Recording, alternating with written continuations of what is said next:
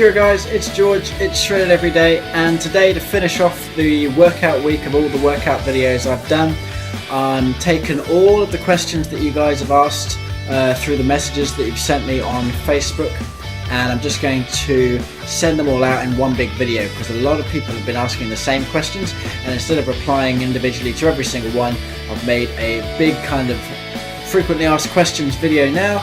So anybody who has these questions, here are your answers. Because I've got so many questions to answer, this is going to be a two-part series. So I'll answer a load of questions in this video today, and then I'll do another load in part 2. But should I lose all the fat first and then start weight training later? No. Remember, weight training is really important for that fat loss. If you do the dieting without weight training, you're losing weight, but you're losing fat and muscle, because if you're not using the muscle with that weight training, your body sees no use of it, so it tries to make itself more efficient by burning away muscle as well. So you need plenty of resistance training to signal your body to hold on to that muscle, to show that it is important. Plus the weight training will really help keep your metabolism up and help you from going into that starvation mode. What if I don't have time to do cardio and lift weights? Can I just do cardio? I don't have time is one of the biggest excuses that people have when it comes to fitness. And my response to that is it depends on your priorities. If you put your health at a high priority, you will make time. Everyone in the world has the same 24 hours a day. The President of the United States is a very busy man, but he still fits in time for health and fitness. So make health and fitness a priority for you by setting aside and planning ahead time to fit in all of your fitness. And when it comes to priority, weight training is a priority over cardio. So if you're going to do anything, do weight training and fit in cardio wherever you can. Because everyone wants one of these lose fat in 12 minutes a day kind of thing that you get in those magazines. Losing fat and losing weight is very simple, but simple doesn't mean it's easy. It's actually very hard, and that's why you don't see fitness models walking around everywhere, and you don't see people with six-packs every single person you see. It's because it's very difficult to do, believe me. If you really want that and you want it bad enough, you will make the effort and put in the time to get the results you want. Do I have to join a gym or health club, or can I do it at home? You can train anywhere you like, whatever works for you. If you find training at home is good for your time schedule, it makes it easier instead of having to do all the transport to the gym, then great. Other people like myself, I've tried doing home fitness, but I find I can't get the atmosphere and I can't get myself in the zone doing home gyms. So going to the gym really fills me with those kind of people, the atmosphere, the music, the equipment, and it allows me to really switch into that zone.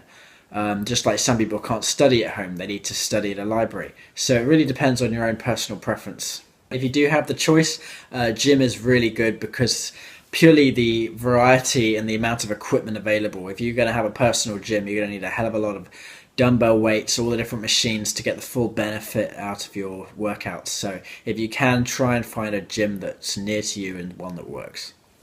What if I don't want to look too bulky or look like a bodybuilder? A lot of women have been asking this kind of question. I've spoken about this before. When I read this, people think that building mass is easy. It's not. It's incredibly difficult. You're not going to put on huge amounts of size overnight or even a few weeks. It takes years and years of dedication to put on something that's even noticeable. And that fear of getting big is usually from women or some people seeing female bodybuilders of these huge, crazy sizes with massive muscles that are, unappealing to most women. Don't worry, because those people are really taking steroids and drugs and they're really putting a lot of effort into their fitness goals, and that's what they want. And if you don't want that, you're not going to let your body do that, so don't worry. Weightlifting for women is incredibly beneficial. It gives you huge muscle tone, because that's what you call it. Basically, it's muscle definition, and stops you from being all soft and doughy. It will give you firmness in your skin, give you good shape, and it will make you look very attractive. What if I stop lifting? Won't the muscle just turn to fat? If you stop lifting, your muscles will shrink, partially or completely, back to their original size, because you're not getting the pump in them and all the blood and everything like that, and that's after a workout. muscle can shrink, but it never can change physically into fat. You can lose muscle over time and gain fat over time, and it will have the appearance that you've just switched from one to the other, but it can't actually directly switch from muscle to fat. A lot of people, when they stop their training, they've been doing all this aerobic activity, their metabolism is really high, and they've been controlling their diet, so they're in a good deficit. But as soon as they stop their training, their activity levels drop and their calorie intake dramatically increases. So you've gone from a small deficit to a huge surplus. And that's where all the fat gain comes on. And because you are not muscle training or doing resistance training anymore, that's where the muscle loss comes from. Won't lifting weights reduce my flexibility? Weight training doesn't reduce flexibility, it increases your flexibility, believe it or not.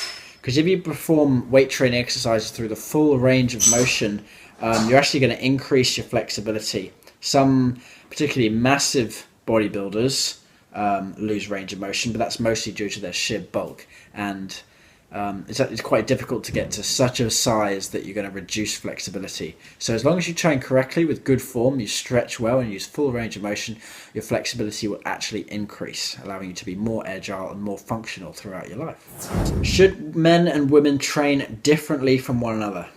For the most part, no. You need to train exactly the same as each other.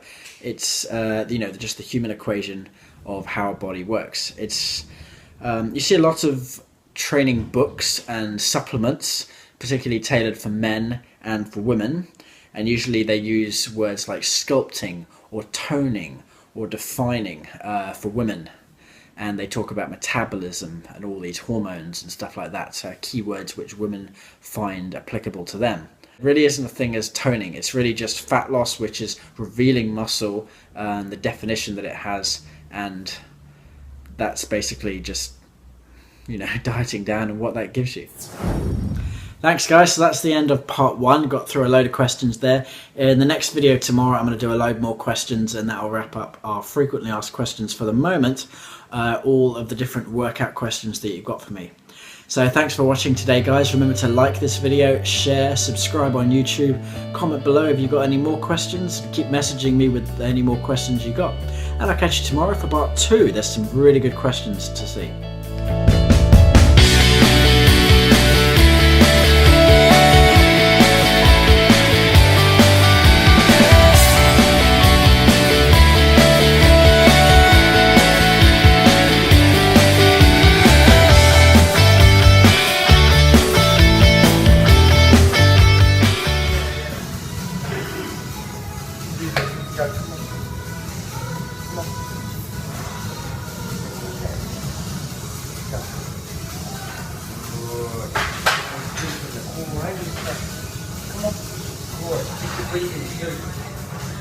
Breathe out.